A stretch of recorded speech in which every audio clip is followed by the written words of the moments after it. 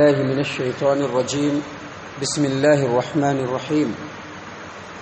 أمن خلق السماوات والأرض وأنزل لكم من السماء ماء فأنبتنا به حدائق ذات بهجة ما كان لكم أن تنبتوا شجرها أإله مع الله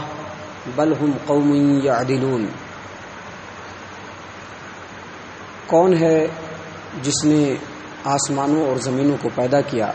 اور تمہارے لیے آسمان سے بارش برسایا جس سے اس نے ہرے بھرے سرسبز باغات پیدا کیے، اور ان باغات کے درختوں کو پیدا کرنا تمہارے بس کی بات نہ تھی، تو کیا اللہ کے علاوہ بھی کوئی معبود برحق ہے؟ بلکہ یہ لوگ انتہائی ناانصاف قوم ہیں۔ محترم سامعین کرام، یہ سورۃ النمل ہے۔ سورۃ النمل سورہ نمبر 27 ہے، اور ابھی اسی سورت سے آپ کے سامنے آیت نمبر 60 یعنی 60 نمبر کی آیت تلاوت کی گئی ہے۔ اس سے پہلے کی آیتوں میں اللہ تبارک و تعالیٰ نے اپنے 3 برگزیدہ نبیوں کا ذکر کیا۔ سلیمان علیہ السلام کا ذکر کیا، صالح علیہ السلام کا ذکر کیا، لوط علیہ السلام کا ذکر کیا، اور ان تینوں نبیوں کی جو حالات جو ہیں اس کو مختصر طور پر اس لیے ذکر کیا تاکہ مشرکین مکہ کے سامنے اس بات کو واضح کیا جا سکے کہ اللہ کے جو انبیاء اس روئے زمین پر گزرے ہیں اور ان کے مخالفت میں جتنی بھی قومیں رہی ہیں، تو انبیاء کو اللہ تبارک و تعالیٰ نے ہمیشہ کامیاب کیا ہے۔ ہر مصیبت کے وقت اللہ تبارک و تعالیٰ نے نبیوں کو اپنا سہارا دیا ہے اور نبیوں کو ہمیشہ سرخرو کیا ہے، اور اس کے مقابلے میں جو ان کے مخالفین چاہے وہ جس قوم کے بھی رہے ہوں، اللہ تبارک و تعالیٰ نے ان کو نیست و نابود کر دیا ہے۔ اسی واسطے سے اللہ تبارک و تعالیٰ نے ان تینوں نبیوں کا ذکر کیا اور اس کے وقت کے حالات کا ذکر کیا۔ ابھی جو آیت کریمہ آپ کے سامنے پڑھی گئی ہے یعنی سورۃ النمل آیت نمبر 60، اور اس کے بعد کم سے کم 5 آیتیں ایسی ہیں جس میں اللہ تبارک و تعالیٰ نے اپنی وحدانیت کے اوپر، اپنے تنہا معبود برحق ہونے کے اوپر، اپنے تمام کائنات کے رب ہونے کے اوپر، اور تنہا خالق کائنات ہونے کے اوپر اللہ تبارک و تعالیٰ نے بے شمار دلیلیں دی ہیں، دلائل کے انبار لگا دیے ہیں ان 4-5 آیتوں کے اندر، جن میں سے اکثر دلیلیں ایسی ہیں جن کو مشرکین مکہ مانتے تھے، یعنی مکہ کے مشرکین جنہوں نے اللہ تبارک و تعالیٰ کو معبود ماننے سے انکار کر دیا اور اللہ کی عبادت کے ساتھ اللہ کی عبادت کو چھوڑ کر کے دوسرے دیوی دیوتاؤں کو اپنا معبود بنایا، وہ لوگ اکثر دلیلوں کو مانتے تھے، اس کا اعتراف کرتے تھے۔ یہ تمام دلیلیں یہاں پر پیش کی گئی ہیں۔ اللہ تبارک و تعالیٰ پہلی آیت کریمہ کے اندر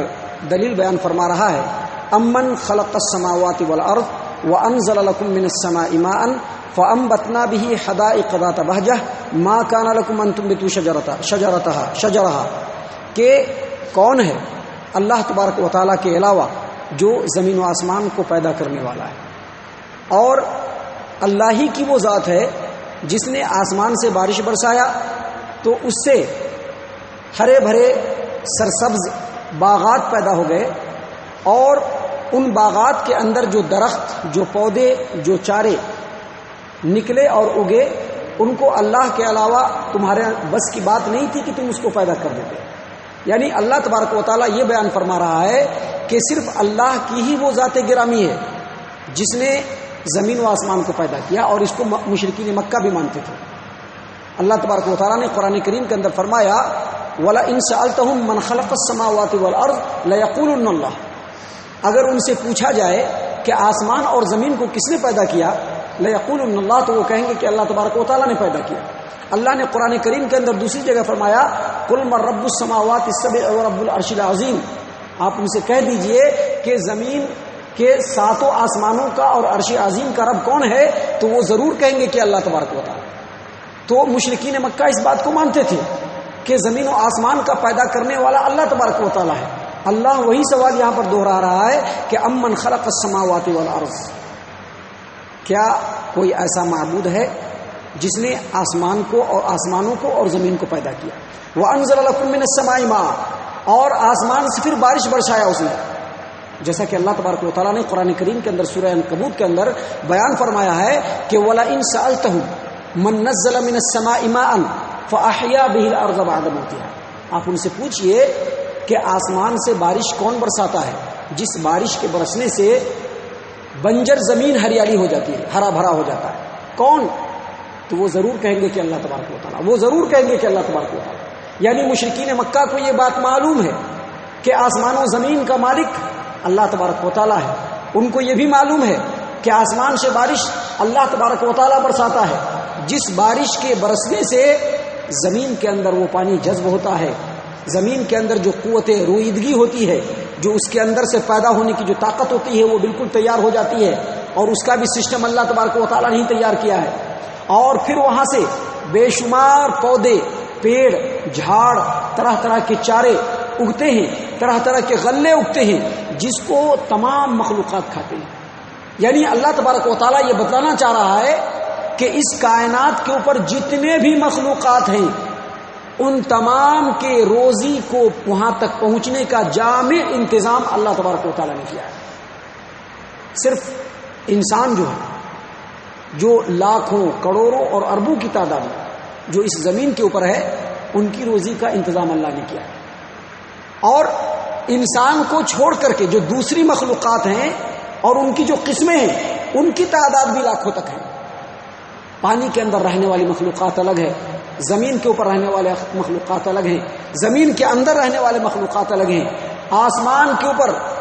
اڑنے والے مخلوقات الگ ہیں۔ ان تمام مخلوقات کی روزی کا انتظام اس رب نے کیا ہے، سب کا انتظام اس رب نے کیا ہے۔ ہر ایک کو اس کی روزی اس کے وقت پر اللہ تبارک و تعالیٰ اس تک پہنچا دیتا ہے، ہر مخلوق کو۔ اللہ نے اسی بات کو فرمایا کہ کون ہے جو زمین اور آسمان کو پیدا کیا، اور کون ہے جس نے آسمان سے بارش کو برسایا، اور اس بارش سے اللہ تبارک و تعالیٰ نے ہرے بھرے جھاڑ، درخت، پیڑ پودے، غلے اور چارے پیدا کیے، جس کو انسان، جانور اور تمام مخلوقات کھاتے ہیں۔ اے الہ مع اللہ، کیا اللہ کے علاوہ بھی کوئی معبود ہے؟ سب چیزیں تو اس نے پیدا کی، سب چیزیں تو اس نے پیدا کی، اور مخلوقات کی روزی روٹی کا بھی انتظام بھی اس نے ہی کیا۔ تو یہ جو عبادت ہے، جو انتہائی عاجزی ہے، انکساری ہے، تذلل ہے، یہ اللہ کے علاوہ دوسروں کے لیے کیسے ہو سکتا ہے؟ الہ مع اللہ، کیا اللہ کے علاوہ بھی کوئی معبود ہے؟ اللہ تبارک و تعالیٰ نے کہا بل ہم قوم یعدلون، بلکہ یہ ایسی قوم ہے جو انتہائی ناانصاف ہے۔ یہ جو انسان ہے یہ ایسی قوم ہے جو انتہائی ناانصاف ہے۔ یہاں پر یعدلون، یعدلون کا جو لفظ ہے یہ عدل سے ہے۔ عدل کا مطلب ہوتا ہے برابری، عدل کا مطلب ہوتا ہے برابری، برابر کا بدلہ دینا، اور عدل کا دوسرا مطلب ہوتا ہے انصاف کرنا۔ لیکن یہ جو عدل ہے یہ عربی ڈکشنری کے اندر ایسا لفظ ہے جس کے مختلف معنی ہیں، یعنی یہ بھی ہے اور اس کا ٹھیک الٹا بھی ہے۔ یعنی عدل کا مطلب انصاف کرنا بھی، اور عدل کا مطلب ناانصافی کرنا بھی۔ یہاں پر اصل اس آیت کریمہ کے ٹکڑے کا مطلب یہ ہے کہ جب آسمان کو پیدا کرنے والا اللہ ہے، جب زمین کو پیدا کرنے والا اللہ ہے، تمام مخلوقات کو پیدا کرنے والا اللہ ہے، اور جتنی مخلوقات اس روئے زمین کے اوپر ہے سب کو پالنے والا، اس کی پرورش کرنے والا، تمام حادثات سے بچاتے ہوئے اس کی عمر کو مکمل کرنے والا، اور ان تمام کی روزی روٹی کا مکمل انتظام کرنے والا اللہ تبارک و تعالیٰ ہے۔ تو اللہ تبارک و تعالیٰ کو چھوڑ کر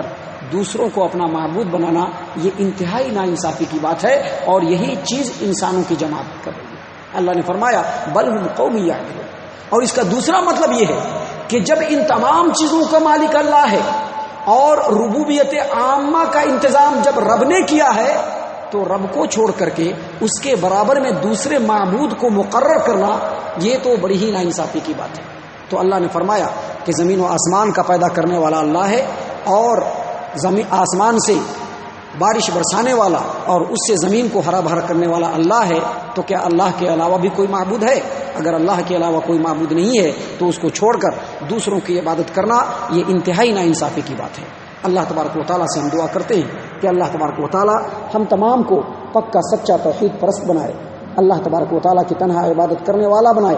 ہماری توحید کو اللہ تبارک و تعالیٰ خالص بنائے، ہمارے توحید میں اللہ تبارک و تعالیٰ شرک کی آمیزش سے ہم تمام کو بچنے کی توفیق عنایت فرمائے، خالص اللہ کی بارگاہ میں جھکنے والا بنائے، مومنین کے صف میں شامل فرمائے، جنت الفردوس میں جگہ عطا فرمائے۔ اے اللہ ہم تمام کو جہنم سے پناہ دے،